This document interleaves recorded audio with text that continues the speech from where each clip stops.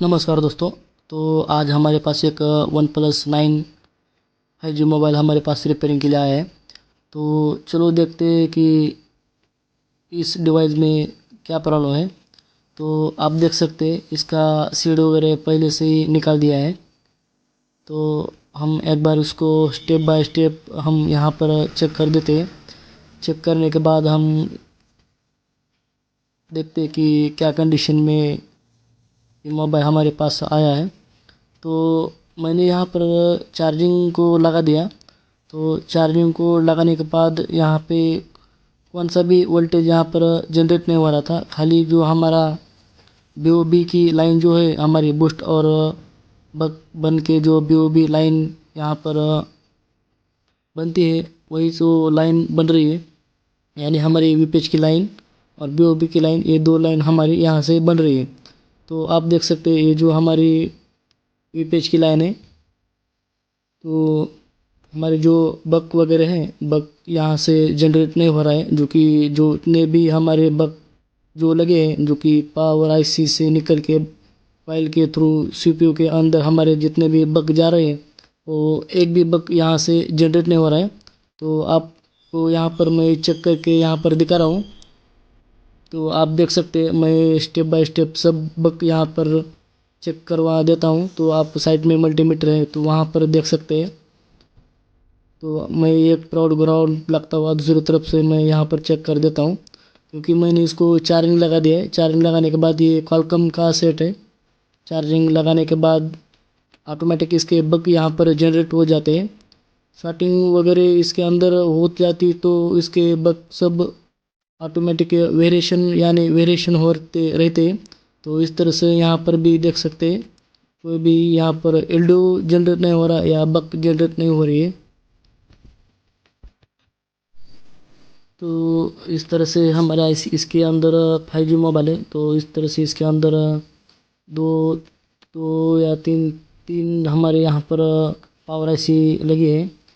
तो आपको यहाँ पर मैं स्टेप बाय स्टेप यहाँ पर चेक करके दिखा रहा हूँ।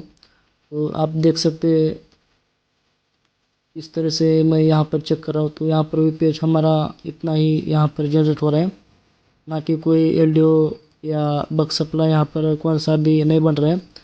ये सीधा सीधा मैं आपको यहाँ पर बता देता हूँ कि इसके जो बक और LDO बनने नहीं बनने का रीज़न ये होता है कि उसके बक में शॉर्टिंग होने की वजह से या LDO शॉर्टिंग होने की वजह से या पावर IC अंदर से सर्किट ख़राब होने की वजह से ये हमारे बक जनरेट नहीं होते। आउटपुट में हमारी जो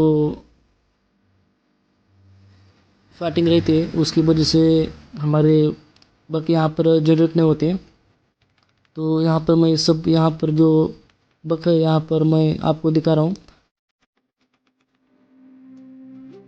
तो अभी हमने यहाँ पर हॉट टेस्ट किया है। तो हॉट टेस्ट में हमको यहाँ पर बक वगैरह LDO वगैरह कोई जनरेट नहीं हो रहे दिख रहे। तो एक बार हम उसको बैटरी में अंदर चार्जिंग भी देखते हैं कि बैटरी के अंदर कितनी चार्जिंग है। ये हमारे इसके अंदर क्लॉक और डाटा दिया गया है। तो इसके अंदर मिनिमम 7.8 या 9 तक हमारा यहाँ पर वोल्टेज चाहिए, जो कि इसके अंदर आप देख सकते हैं 7.4 यहाँ पर वोल्टेज है।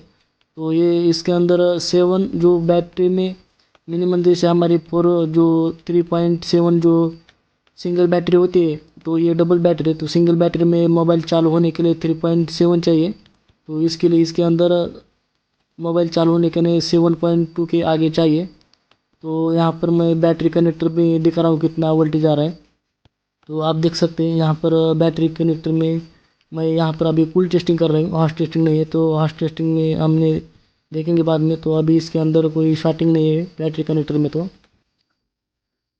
तो आप इस तरह से यहाँ पर देख सकते हैं जो हम यहाँ पर बक चेक कर रहे हैं। तो बक यहाँ पर हम कूल टेस्टिंग में डायोड मोड में कर रहे हैं। तो हम स्टेप बाय स्टेप यहाँ पर बक चेक कर देते हैं। बक चेक करने के बाद LDO चेक कर देते हैं। बक में कोई हमको शॉर्टिंग नहीं मिली तो हम LDO चेक करते हैं। बाद में हम IC के अंदर जो पैड वाला है उसमें हम चेक कर देते हैं कि कहीं ना कहीं हमारी शॉर्टिंग होने की। यहाँ पर देख सकते हैं यहाँ पर जो हमारी शॉर्टिंग यहाँ पर नज़र आ रही है। जो कि यहाँ पर एक कॉइल है, कॉइल की थ्रू हमारी एक शॉटिंग जो यहाँ पर 0 0 यहाँ पर रीडिंग आ रही है। आपको यहाँ पर नज़दीक से मैं आपको दिखाता हूँ। तो आप देख सकते हैं ये पहले इस कॉइल पे और पहले इस कॉइल पे दोनों पे भी यहाँ पर शॉटिंग नज़र आ रही है। तो ये हमारी दो बक जो है, ये हमारी बक सीपीयू में जाने वाली बक है, जो कि यहाँ पर वोल्टेज कम और यहाँ पर एम्पेयर ज़्यादा यहाँ से जाता है, इसलिए यहाँ पर हमको बक यहाँ पर शॉर्टिंग दिखा दी है। तो हम एक बार देखते हैं कि इस बक को हम निकाल देते हैं। तब तक देखते हैं कि दूसरी भी यहाँ पर बक हमारे यहाँ पर शॉर्टिंग है क्या नहीं, एक भी चेक कर देते हैं।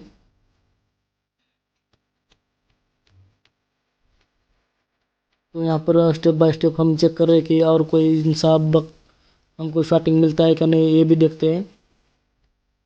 ये वाला नहीं, ये वाला 02 है।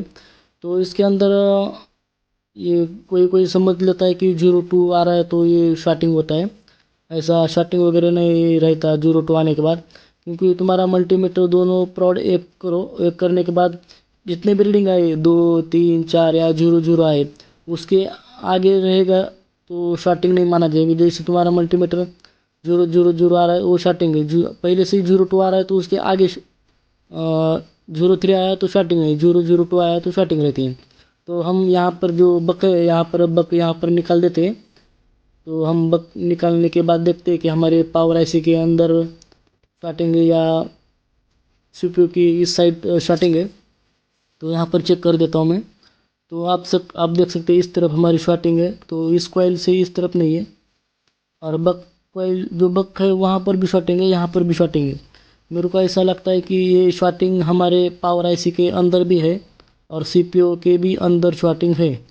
आप देख सकते हैं यहाँ पर एक बार मैं आपको यहाँ पर बोर्नो में भी दिखाने की यहाँ पर कोशिश कर देता हूँ, क्योंकि आप देख सकते हैं यहाँ पर 3 लाइन पे शॉर्टिंग आ रही है, एक ऊपर की साइड और एक राइट साइड, दोनों दोनों राइट साइड की यहाँ पर रीडिंग 0 0 आ रही, शॉर्ट आ रही है। और इस तरफ भी हमारे पावर आईसी के अंदर जा रहे। तो मैं आपको बोर्नो में आपको दिखा देता हूँ। तो ये लाइन जो पहली वाली लाइन जो बक है वो हमारे सीपीयू के अंदर जा रही है।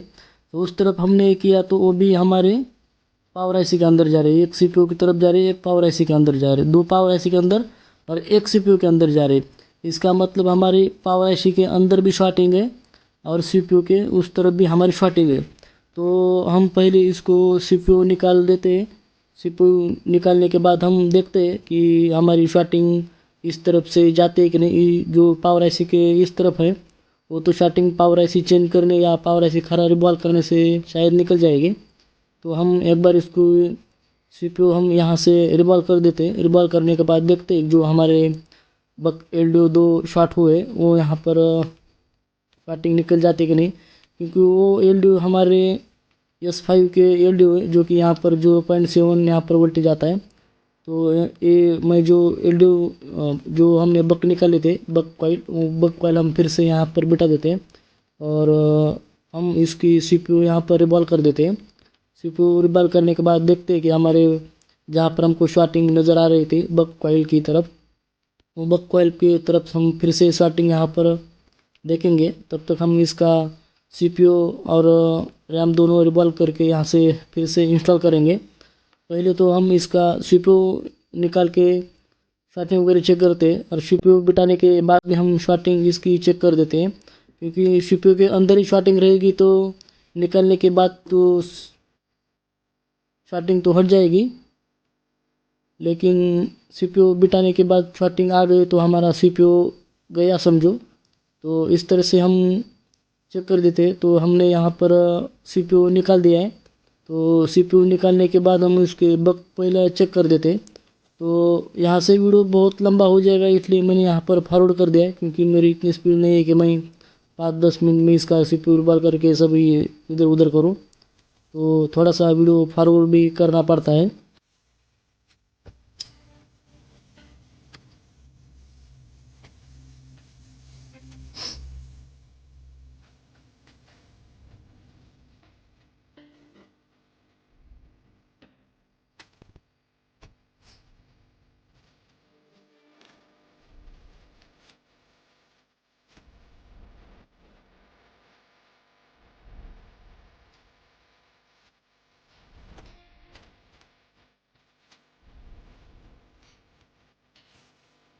तो यहाँ पर हमारा CPU रिवॉल्व हो चुका है।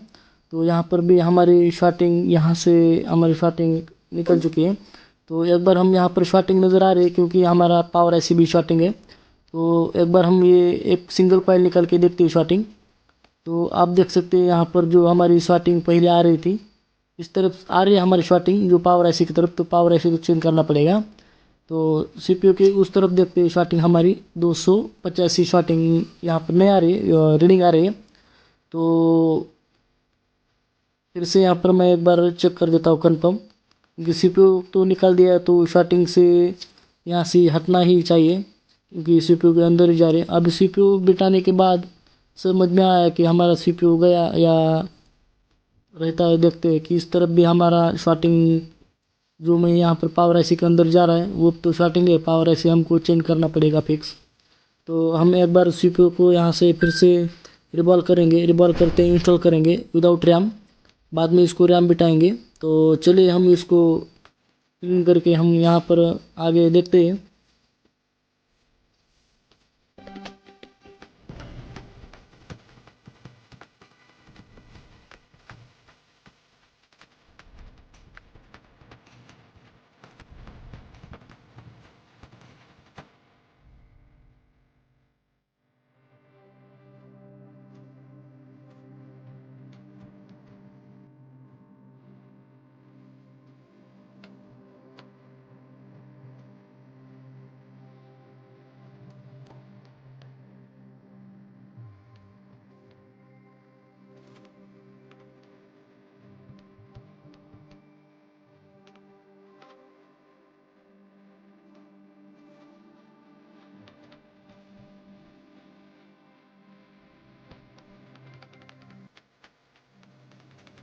तो हम यहाँ पर CPU यहाँ पर इंस्टॉल करेंगे। CPU हमारा रिवॉल्व हो चुका है। तो CPU यहाँ से इंस्टॉल करके देखते हैं कि हमारी शॉटिंग वहाँ पर निकली है या नहीं। तो थोड़ा सा वेट करते हैं।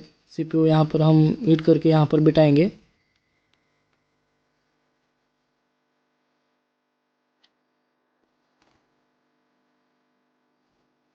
तो यहाँ पर हमारा CPU बिठा दिया है। अब हम देखते हैं कि हमारे बक जो शॉटिंग है वहाँ पर निकला है कि नहीं।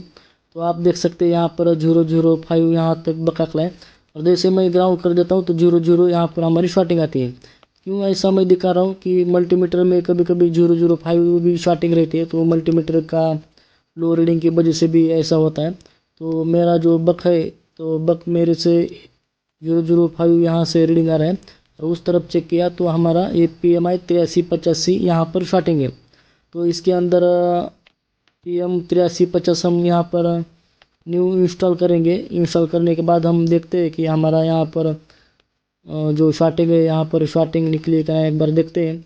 तो पहले हम इसको रिमूव कर देते हैं। जो क्वालकॉम का जो PM 8385 जो हमारा 004 वर्जन का यहाँ पर IC पावर IC लगी है।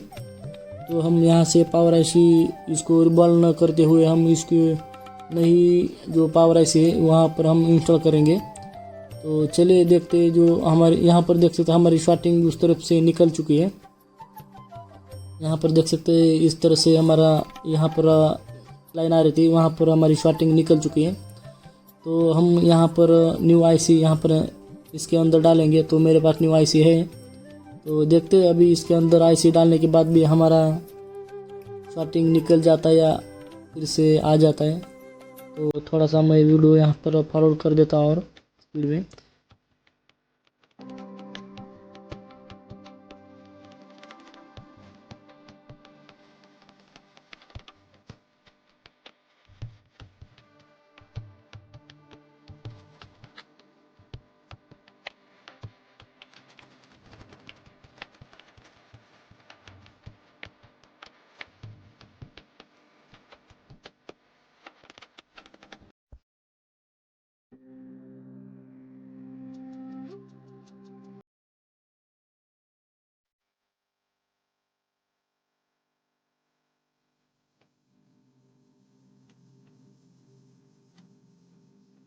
तो यहाँ पर हमने न्यू पावर IC यहाँ पर इंस्टॉल कर दिए। तो देखते हैं हमारे यहाँ पर शॉटिंग निकल गई है कि नहीं। तो आप देख सकते हैं यहाँ पर 02 यहाँ पर बक सप्लाई जो है हमारा 02 आ रहा है। तो ये 02 आने का मतलब शॉर्टिंग वगैरह नहीं रहता। तो अभी 03 हो गया, आप देख सकते हैं कि दोनों की लाइन एक है। तो जैसे मैं ग्राउंड पे रखता हूँ तो 00 आता है, और जब इसे मैं बक चेक करता हूँ तो यहाँ पर एक मिनट, जैसे मैं यहाँ पर जब चेक कर देता हूँ तो यहाँ पर 03 आता है। तो चलिए हम यहाँ से जो हमारे बक और एल्डो यहाँ पर जनरेट नहीं हो रहा है, तो हम यहाँ पर इसको चेक कर देते हैं। तो आप देख सकते हैं यहाँ पर हमारे जो बक है, यहाँ पर सब बक यहाँ पर हमारे यहाँ पर जनरेट हो चुके हैं। तो इस तरह से इसके अंदर PMIC और CPU का प्रॉब्लम था। तो आप देख सकते हैं, मैं इसको अभी रैम रिवॉल्व करके यहाँ पर इंस्टॉल कर देता हूँ, और रैम रिवॉल्व करने के बाद देखते हैं कि हमारा मोबाइल यहाँ पर चालू होता है कि नहीं, देखते हैं।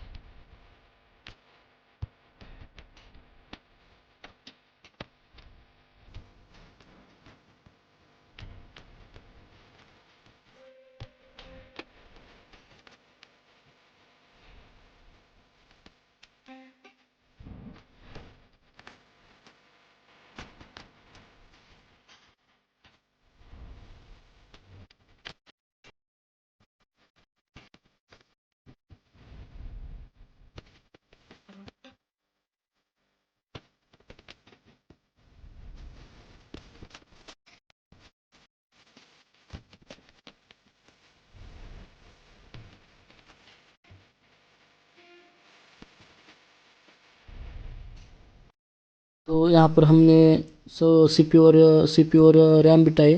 तो आप देख सकते हैं यहाँ पर मेरा 9 to 2 यहाँ पर इसके अंदर चार्जिंग है। तो यहाँ पर हमारा मोबाइल पूरी तरह से चार्जिंग लोगों पे आ चुका है। तो मेरे पास दूसरा और कैमरा नहीं कि यहाँ पर फुल मोबाइल दिखाऊं। तो ये जो हमारा शॉटिंग था, ये हमारे बक जो सप्लाई था, S5 का सप्लाई था, यहाँ पर शॉटिंग यहाँ पर थी। तो हमने यहाँ पर CPU AMC और पावर IC चेंज करने के बाद ही हमारा ये प्रॉब्लम सॉल्व हो चुका है। तो ऐसे हमारे वीडियो आप आते रहेंगे, तो हमारे चैनल को सब्सक्राइब कीजिए, लाइक कीजिए, शेयर कीजिए। Thank you.